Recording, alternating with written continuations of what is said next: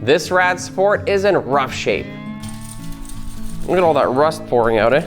But despite whatever problems it still has the structure in order to be saved. So we're gonna be restoring this thing.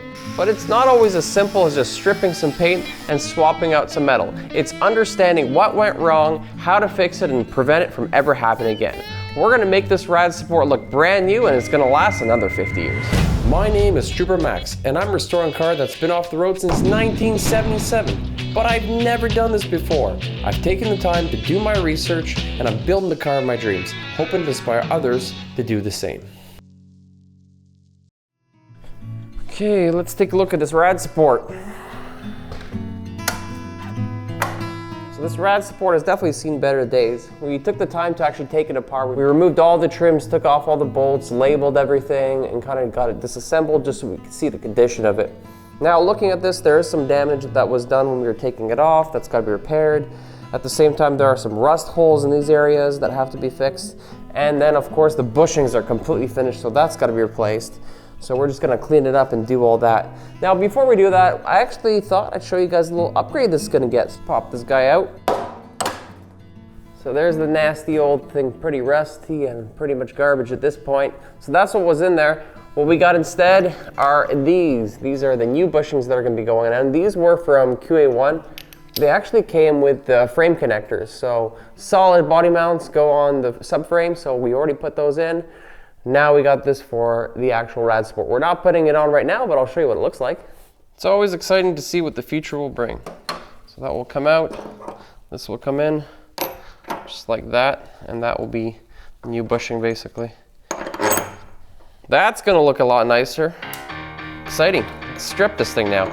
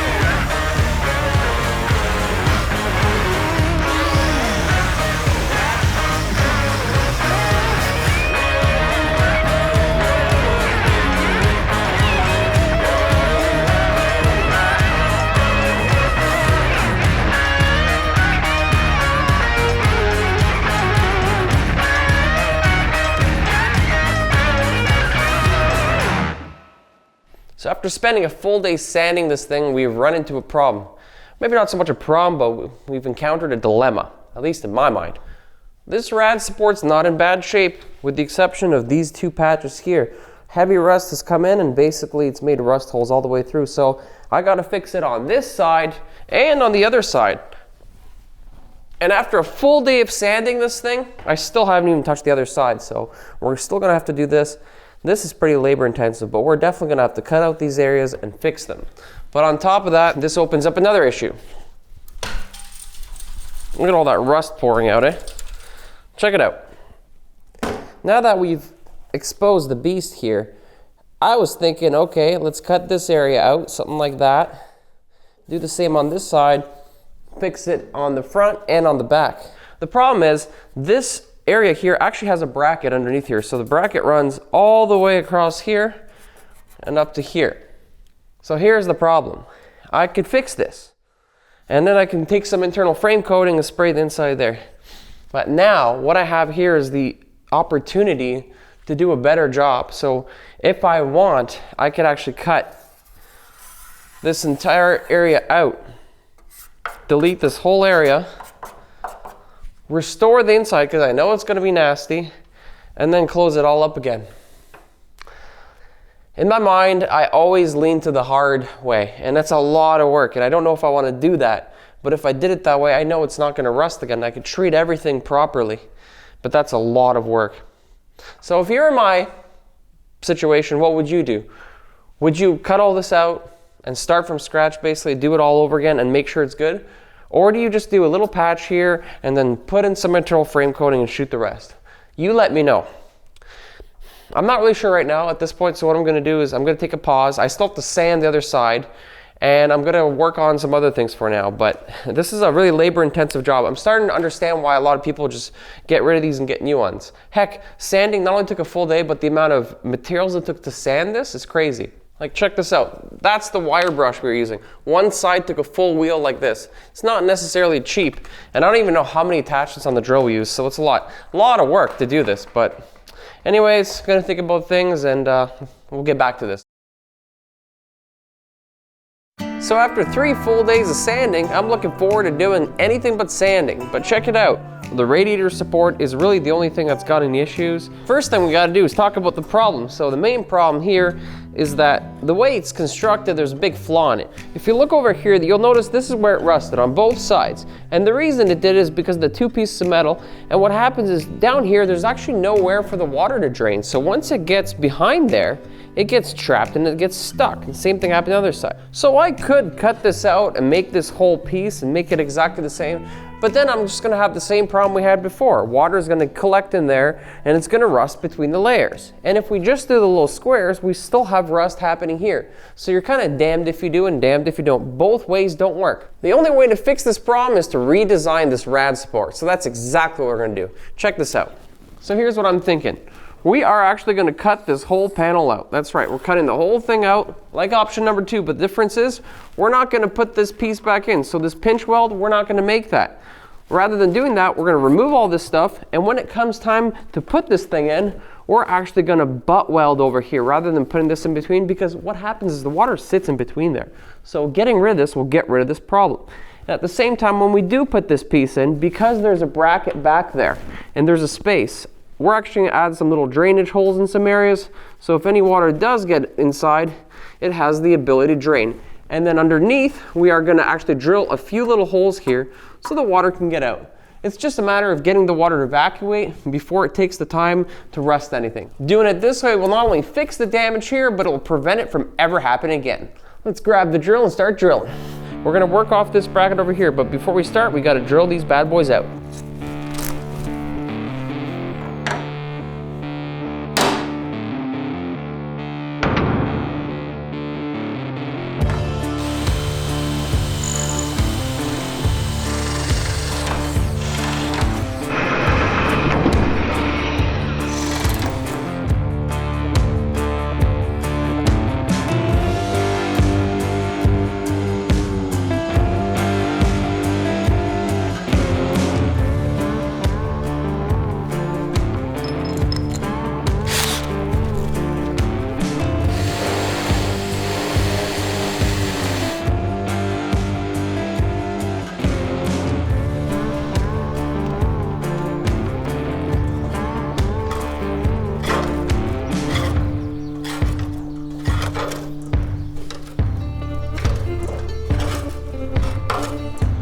Would you look at that?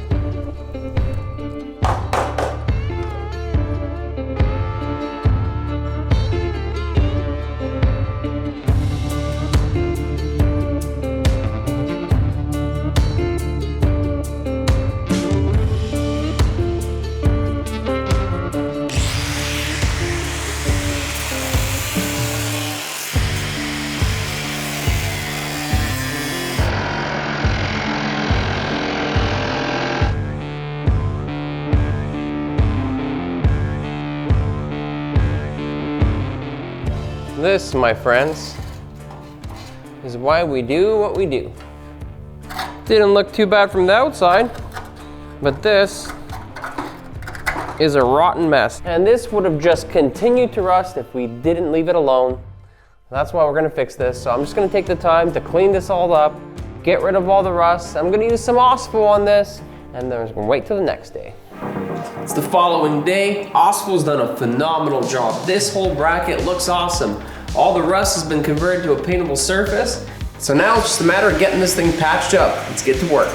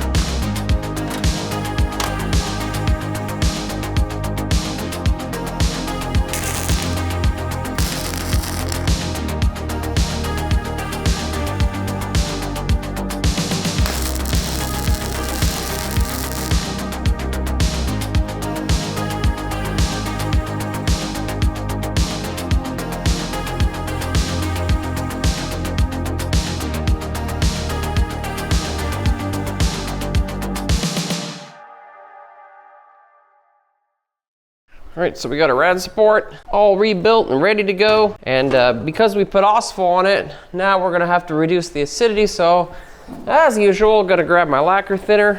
I'm gonna go all around this thing to make sure we knock down the acidity. So we're almost ready to clean and paint this thing, but we have one more opportunity to do something. Now, once we clean this, that's it. I don't wanna make any more mess. But we did this whole panel behind here. So I know the metal is on, it's welded in. But despite the fact that we welded in, because it's welded from the outside, there are some areas where it's exposed in there, even regardless of the fact that we painted it from and put it in. So what we're gonna do is we're gonna take our internal frame coating with this extension. I'm just gonna feed it in, because this is our last line of defense, last opportunity to kind of protect this thing. And we're just gonna start, making a huge mess. It's pretty hard not to make a mess doing this.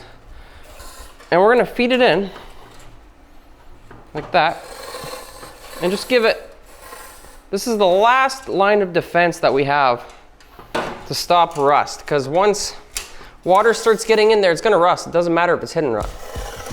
So there's a hole in there, I put the straw in, I shot it, it dripped out here, it dripped out there. That's actually a good thing, because that means if water comes in, it's gonna come out those areas. So if we have internal frame coating come out those areas, it's just gonna preserve this thing for more time to come.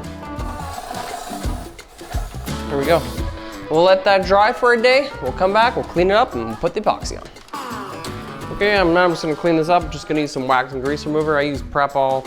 Anything really works for that matter, but I like this stuff. Works pretty well. All right, now that everything's ready to go, it's time to do some painting. So I'm just gonna be using a battery operated sprayer.